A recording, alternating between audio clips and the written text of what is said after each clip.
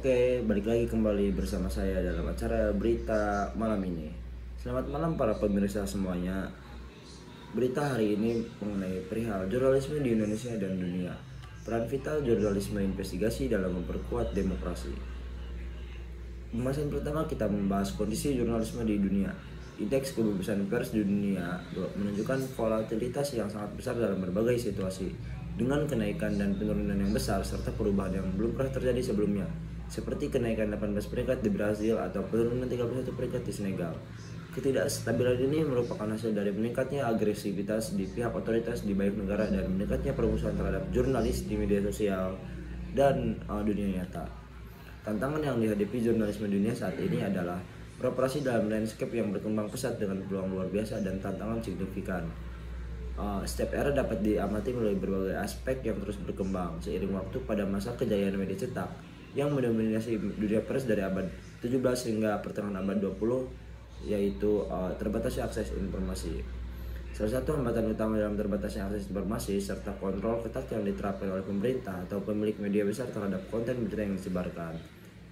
Nah, kondisi jurnalisme di Indonesia hari ini, kebebasan pers di Indonesia mencerminkan kompleksitas lingkungan pers yang menghadapi berbagai tantangan seperti tekanan politik, disinformasi, dan kekerasan terhadap jurnalis. Meskipun berada di kategori cukup bebas, situasi ini menuntut perbaikan signifikan agar kebebasan pers dapat berfungsi optimal sebagai pilar demokrasi.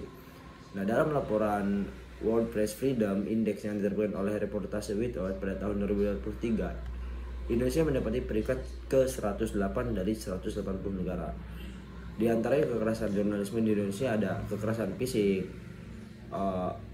sering terjadi serangan-serangan fisik terhadap jurnalis-jurnalis ketika meliput sesuatu isu yang sensitif seperti korupsi atau kerusakan lingkungan atau konflik-konflik sosial. Lalu ada intimidasi melalui hukum, diancam dengan perba hukum, undang-undang informasi transaksi elektronik atau UU ITE menjadi salah satu instrumen yang paling sering dipakai untuk mengkriminalisasi pemberitaan.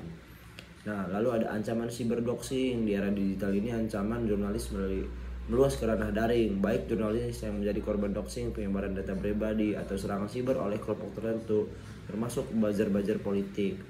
Lalu ada pembunuhan yang belum terselesaikan. Kasus pembunuhan jurnalis Fuad Muhammad Safruddin nih, Udin, pada tahun 96 masih belum terungkap hingga sampai saat ini.